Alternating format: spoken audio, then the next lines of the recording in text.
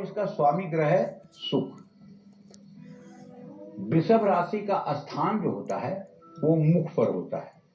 वृषभ राशि का कारक ग्रह जो है शुक्र, बुध और शनि है।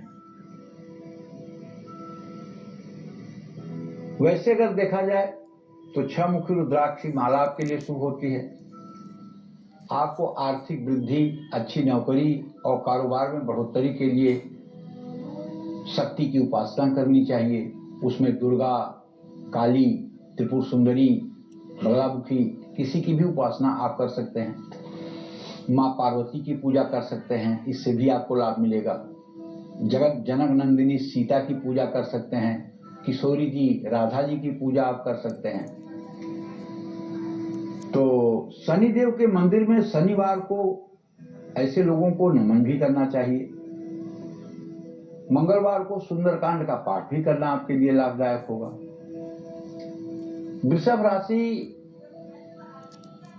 के जातकों की जिनकी चंद्र कुंडली प्रभावी होगी, अब देखिए ये बात यहां फिर मैं कह रहा हूं, 2 प्रकार की जन्म कुंडली होती है, एक लग्न कुंडली होती है, एक चंद्र कुंडली होती है। लग्न कुंडली उसको कहते हैं कि लग्न प्रभावी हो, लग्न के फलादेश घटित हो, और किसी किसी की कुंडली में लग्न फलदायी नहीं होती, चंद्र कुंडली फलदायी होती है। अब ये डिसाइड करना तो अनुभवी ज्योतिषी का काम है। केवल लग्न को देखकर फलादेश कर देना उपहास का पात्र आप हो सकते हैं। केवल चंद्र कुंडली को देख करके कुछ कहना, इससे भी आप उपहास के पात्र हो सकते हैं। पहले आपको लग्न और चंद्र दोनों के बलाबल का अनुमान करना पड़ेगा कि इस जातक के ऊपर लग्न कुंडली प्रभावी है, चंद्र कुंडली प्रभावी है। अगर चंद्र कुंडली प्रभावी है तो ऐसे जातक का चेहरा हल्का सा बैल के मुखाकृति का होगा, मतलब ऊपर चौड़ा होगा, नीचे पतला होगा, बीच में गाल थोड़े से दबे होंगे और ठोड़ी थोड़ी सी लंबी होगी। ये वृषभ राशि के जातकों के लक्षण हैं। आंखें छोटी होंगी, ये वृषभ राशि के जातकों के लक्षण हैं। कान सामान्य होंगे, मस्तक सामान्य होगा, बहुत ऊंचा मस्तक नहीं होगा, और ऐसे लोग स्थिर स्वभाव के होते हैं, स्त्रियोचित व्यवहार करते हैं, नारियोचित व्यवहार करते हैं, और लग्जरी लाइफ के लिए इंटरेस्टेड रहते हैं।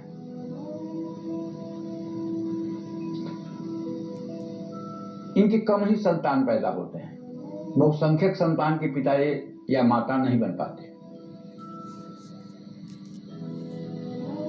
तो वृषभ राशि के जातकों को मैं कहना चाहूंगा, क्योंकि आपका राशि स्वामी शुक्र है और कभी कभी वृषभ राशि के जातकों में शुक्र का ज्यादा प्रभाव देखा जाता है। शुक्र इंद्रियों को चलायमान भी करता है। दिव्यांगना वाहन वस्तुभूषा चिंता तुकार्या भ्रूणा बुधेंद्री, तो इंद्रियों को वश में करें, और अगर किसी से कोई प्रॉमिस करें, अगर किसी से कोई वादा करें तो उस वादे को निभाने का भरपूर प्रयास करें। किसी को अनावश्यक परेशान न करें। हर रोज घर में सुबह शाम पूजन अर्चन का कार्यक्रम जरूर रखें। सात्विक और सदाचार पूर्ण जीवन जीने में विश्वास रखें। किसी की मदद करने से पीछे ना हटें, और 7 प्रकार के अनाज का किसी जरूरतमंद को दान करें। ये सब ऐसे उपाय हैं जो आपके जीवन को महान बना सकते हैं। और यदि आप शक्ति की उपासना करेंगे, किशोरी जी, राधा रानी की उपासना करेंगे, जगत जननी जगदम्बा मां सीता की उपासना करेंगे, तो आप पक्का मान लीजिए आपके जीवन में आने वाले विघ्नों का समाधान अपने आप हो जाएगा, अपने आप हो जाएगा। क्योंकि ये जानकी जी, ये किशोरी जी, ये राधा रानी एक साक्षात ब्रह्मस्वरूपा है। राधा ही कृष्ण है, कृष्ण ही राधा है, और सीता ही राम है, राम ही सीता है। गिरा अर्थ जल बीच जिम, देखिए तो भिन्न न भिन्न, बंदौ सीता राम पद जिन्हें परम प्रिय खिन्न। जिस तरह से गिया माने होता है वाणी और अर्थ माने होता है उसका अर्थ, वाणी और उसके अर्थ में जैसे कोई अंतर नहीं होता है, जल बीच पानी और उसकी तरंगों में कोई अंतर नहीं होता, अस्तित्व तो पानी का ही है। इसी तरह से बंदौ सीताराम पद, सीताराम भी एक ही हैं जिन्हें परम प्रिय खिन्न।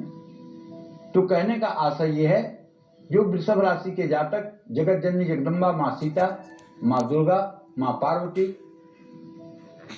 माँ राधा रानी, इन सबकी पूजा उपासना में तन्मय होकर के साधना करते हैं, ऐसे लोगों के जीवन में एक अदृश्य शक्ति प्रकाश करती है और ऐसे लोगों का जन्म लेना पृथ्वी पर सार्थक होता है। जय मां विंध्यवासिनी।